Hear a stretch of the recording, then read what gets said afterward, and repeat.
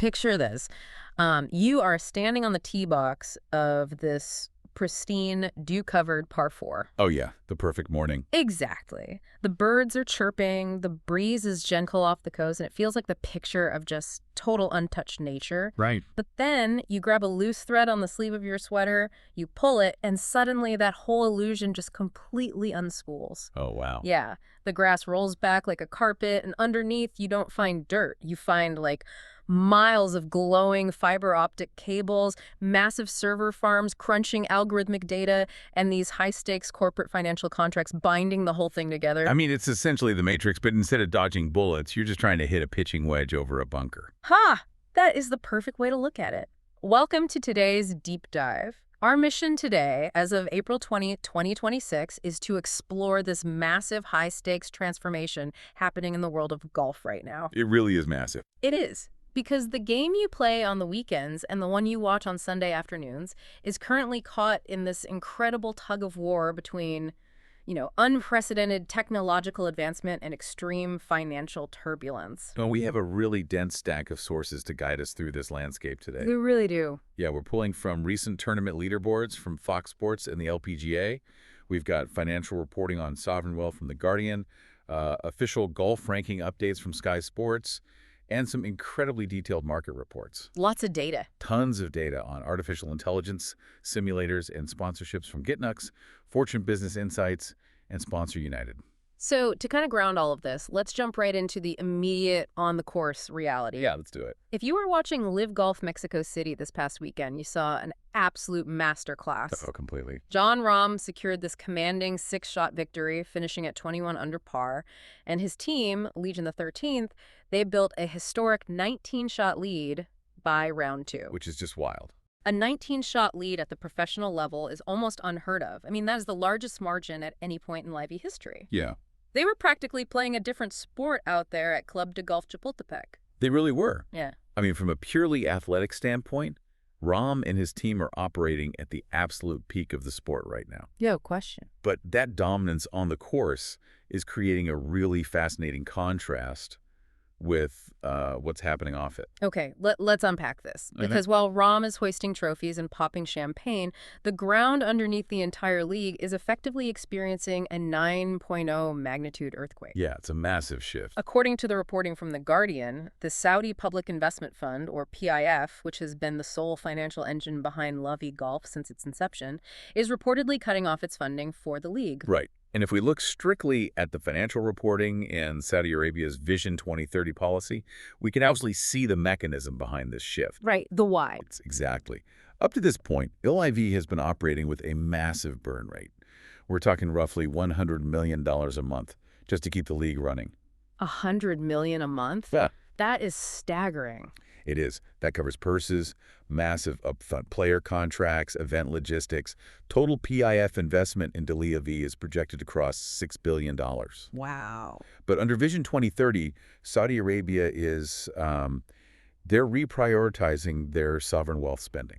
How so? They're pivoting strictly to investments that generate a direct, measurable return on investment, while heavily prioritizing domestic growth and private sector engagement. So they're looking at that $100 million monthly burn rate and just deciding it doesn't fit the new portfolio strategy. Essentially, yeah. And demographics play a massive role in that strategy, too. 69% of the Saudi population is under the age of 35. Oh, okay. So a very young population. Very young. And when you have a population that young, a traditional sport like golf doesn't necessarily resonate as strongly as other properties might. That makes sense. That's why the reporting shows the PIF leaning heavily into esports, as well as combat sports like MMA and boxing. Right. Those skew much younger. Exactly. They align much closer with their domestic youth audience. Meanwhile, they're dropping events like the WTA Tour Finals, and they actually canceled the 2029 Asian Winter Games entirely. Wow. So Big Golf simply falls into that category of non-profitable investments being cut. I mean, this feels like a Silicon Valley unicorn that just had its venture capital pulled overnight. That's a great comparison. You have a product that has been heavily subsidized to capture market share. The players are used to a certain lifestyle and payout structure, and suddenly the financial runway just vanishes. Right.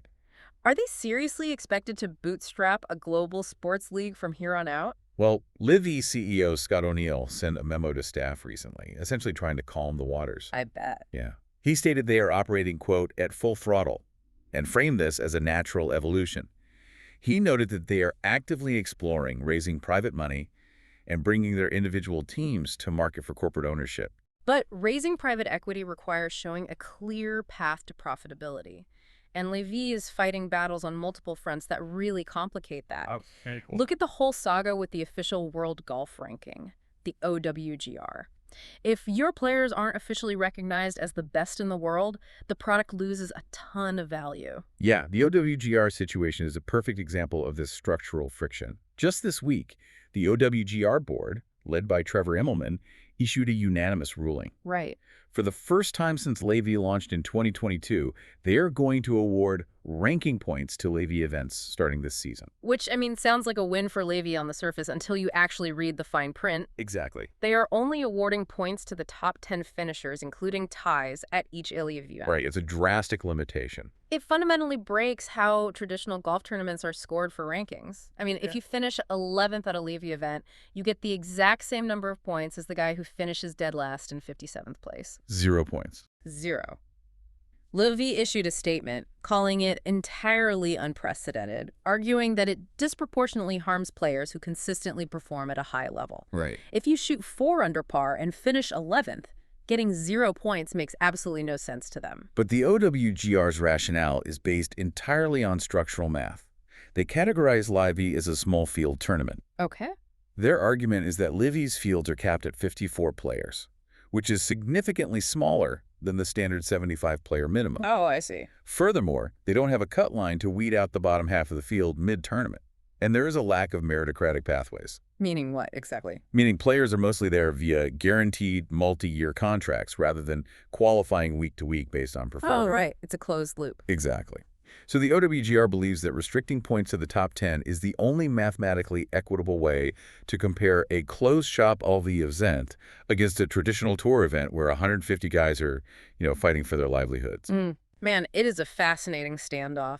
You have a league losing its primary sovereign wealth funding while simultaneously fighting a structural battle over how its players are even valued on the global stage. It's a tough spot. Which naturally raises the question, if those sovereign billions are drying up and traditional tours are still fighting for market share, who is actually funding the sport's biggest stars right now? If we connect this to the bigger picture, the answer is Wall Street and B2B corporate powerhouses. Really? Yeah, we're seeing a massive influx of corporate money stepping in, where sovereign wealth is pulling back. What stands out to me in the Sponsor United data isn't just the total dollar amount, but who is actually writing the checks. Right. During Masters Week 2026, 4.6% of all new men's golf deals came from B2B brands. We're talking financial services, private equity, consulting firms. It's this direct boardroom to fairway pipeline. And these are highly strategic partnerships. Yeah. Take Tommy Fleetwood, for example. Right before the Masters, Blackstone, which manages $1.3 trillion in assets, signed Fleetwood as their first global brand ambassador. Wow. Yeah, and they secured their logo right on the front of his cap. And the genesis of that deal is really telling. How did it happen? It didn't happen in some sterile marketing pitch. It was born from a personal relationship Fleetwood built with a Blackstone executive while playing together at the Dunhill Links Championship. That is wild. But let me play devil's advocate here for a second. Sure. Does putting a logo on a hat actually move the needle for a $1.3 trillion asset manager? It's a fair question. I mean, I have a hard time believing someone is sitting on their couch watching the Masters, sees Fleetwood line up a putt, and thinks, I should really call Blackstone to handle my corporate pension fund. Well, if they were targeting the guy on the couch, it would be a terrible investment. Right. But golf's audience has an unparalleled concentration of high-net-worth individuals, C-suite executives, and institutional decision-makers. B2B brands aren't buying a logo for brand awareness. What are they buying? They're buying access. Having Tommy Fleetwood wear your hat means Tommy Fleetwood is now available to play a private 18 holes with the CEO of a company Blackstone wants to acquire. Oh, wow. The high-stakes client development tool. It's the ultimate icebreaker for the VIP tent. Exactly. And we're seeing these corporate rivalries spill out directly onto the players' apparel, too. We really are. Like Justin Rose, who just won his 13th PGA Tour title. He signed a 3-year deal with Teneo, a massive CEO advisory firm. He's wearing their logo on his sleeve. Right. But he's replacing Shane Lowry, who was with Teneo for 5 years. Lowry left to sign with Consello, an advisory firm founded by Teneo's former CEO. Huh. It Yeah. is literally a corporate consulting rivalry playing out on the sleeves of professional golfers. It just highlights how intertwined the corporate ecosystem and professional golf have become. And the urgency for these brands is intense. Look at Patrick Reed's situation leading up to Augusta. Oh man, that might be the most cutthroat example of the year. That's crazy. Reed parts ways with Levy Golf earlier this year. He qualifies for the Masters, but he shows up to Augusta week needing an apparel sponsor immediately. He had nothing. He is a walking billboard with no ads. Almost instantly, he signs with VistaJet, which is a $2.5 billion private aviation company, and Oath, a financial planning firm. Right on spot. It proves that major tournament weeks function as a hard deadline. Brands know exactly where the world's wealthiest demographic is looking, and they will scramble to get their logos on camera. And brands are also recognizing the massive untapped value outside of the men's game. Traditional tours thrive when the value proposition is clear. Like the LPGA. Exactly. Yeah. Just look at the LPGA Tour data from the JM Eagle LA Championship. Hannah Green rallied to win that tournament for the 3rd time in 4 years. Which is an incredible athletic feat. It is. But the business story there is the purse. The tournament purse was boosted to $4.75 million. That's a big jump. It's huge. Corporate sponsors are pouring money into the women's game because the audience engagement metrics and the return on investment are demonstrably stronger right now than in a lot of these bloated men's events.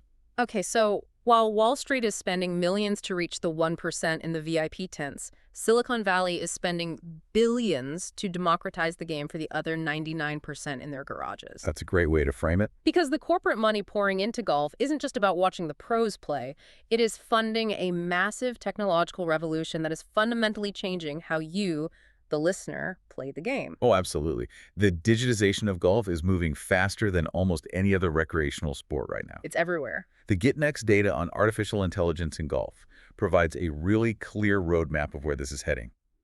In 2023, the global AI golf tech market was valued at $450 million. Okay. By 2030, it is projected to rocket to $2.1 billion. Wow. 2.1 billion. Yeah. To give that some context, 62% of PGA Tour pros are now using some form of AI caddy application. Here's where it gets really interesting because that pro-level tech is bleeding directly into the amateur game. Totally. Look at the Arcos Caddy app.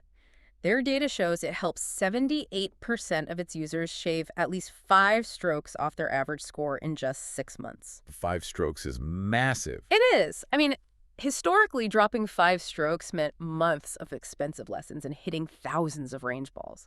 But Arcos does it basically by removing human ego. Right. It uses GPS to track every single shot you hit. It factors in wind, humidity, elevation, and historical performance to tell you your true dispersion pattern. The cold, hard fact. Exactly. When you think you can clear the water with an 8-iron because, you did it once 3 years ago, the AI looks at your last 50 shots and says, no, your actual average is 138 yards, hit the 7-iron. It's acting as an objective, data-driven check on your own bias. Yeah. And the technology isn't just in your phone. It is physically engineered into the equipment now. Right, the clubs themselves. TaylorMade, for example, is utilizing embedded sensors during the fitting process to map a player's swing path and biomechanics.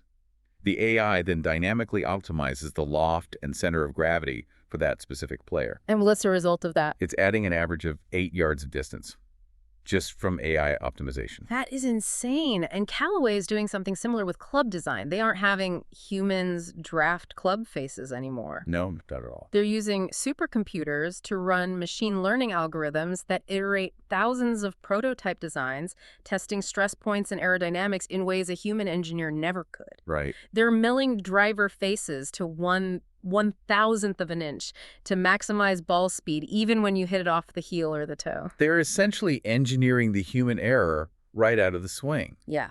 But the AI integration goes far beyond the clubs. The actual physical environment of the golf course is being managed by algorithms, too. Like the Toro irrigation systems. Exactly. They're rolling out predictive irrigation systems that reduce water usage by 32%.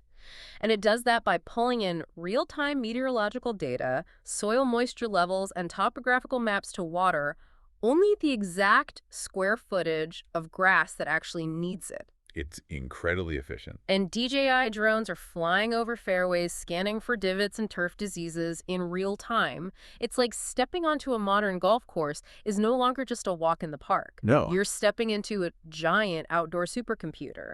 Every swing, every step, every drop of water is generating a billion data points. What's fascinating here is how this technology is physically relocating the sport. Relocating it. Yeah, as traditional courses get more expensive and time-consuming, the Fortune Business Insights report highlights a massive boom in the golf simulator market. Oh, to simulators. It's projected to hit $4.7 billion by 2034. But the most crucial shift isn't the total dollar amount, it's the product type. Right, because historically, a simulator was a massive $40,000 permanent installation. You needed a luxury basement or a country club to house it. Precisely. Mhm. But by 2026, portable simulators are expected to account for over 64% of the entire market. That is a huge shift. We're talking about radar and camera units the size of a book that you can set up in a garage, a driveway, or even a small urban apartment. And that's being driven by a younger, space-limited demographic. Yep. People who live in cities without easy access to a course or who simply don't have 5 hours on a Saturday to play 18 holes, they can hit balls into a net in their living room for 45 minutes and call it a day. It's hyper convenient. But I have to push back a little on the idea that this is entirely democratizing the sport. Okay, why is that? Because the business model is changing alongside the hardware. You used to buy a launch monitor once. Yeah. Now they shifted to a software subscription model. Ah, the SaaS model. Right. You buy the relatively affordable portable unit, but then you pay a monthly fee for the VR software, the AI coaching, and the ability to play photorealistic courses. Ugh. Aren't we just swapping a green fee for a SaaS fee? Is it really lowering the barrier or just creating a different kind of paywall? It's a valid critique. Yeah. You are trading a capitalized asset model for a recurring revenue model. Yeah. However, compared to a $50,000 country club initiation fee or a $150 weekend green fee, a $20 monthly software subscription scales much more effectively for the average consumer. That is true. It's a lot cheaper month to month. It fundamentally lowers the initial barrier to entry, even if the lifetime value of that customer to the tech company ends up being higher in the long run. So what does this all mean? If we zoom out and look at everything we've covered today, the core takeaway is that the sport you watch on TV and the sport you play on the weekends is being radically re-engineered from the inside out. It's a structural overhaul at every single level. Yeah. At the professional tier, the Saudi sovereign billions that disrupted the game are pivoting toward esports and domestic ROI. Leaving a huge vacuum. Right. And that vacuum is pulling traditional corporate giants, the Blackstones, the Teneos, deeper into the sport, waging proxy wars on the sleeves and hats of players who are simultaneously fighting for ranking points and private equity dollars. Meanwhile, the amateur game is experiencing this wild renaissance of accessibility and precision. Completely. Advanced AI is acting as a personalized coach in your pocket, supercomputers are designing your driver to fix your slice, and portable VR simulators are turning urban apartments into the back nine at St. Andrews. The physical constraints of time, space, and human error are slowly being erased by code. Which leaves us with a final thought for you to mull over. We started by picturing that pristine green, pulling a thread, and finding the circuit boards underneath. Right. Well, if AI can perfectly map your biomechanics, and if your club is engineered to correct your mishits before the ball even leaves the tee, and if a portable simulator can flawlessly recreate the wind conditions of Augusta in your living room, at what point does the technology solve the game so completely that we lose the frustrating, unpredictable, deeply human magic that made us fall in love with golf in the first place? That is the real question. When perfection becomes a software update, what happens to the joy of a lucky bounce? That is the ultimate question the next generation of golfers will have to answer. Thank you for joining us on this custom-tailored deep dive. We highly encourage you to explore the source materials from today's discussion on your own to see just how deep this rabbit hole really goes. Keep swinging, and we will see you next time.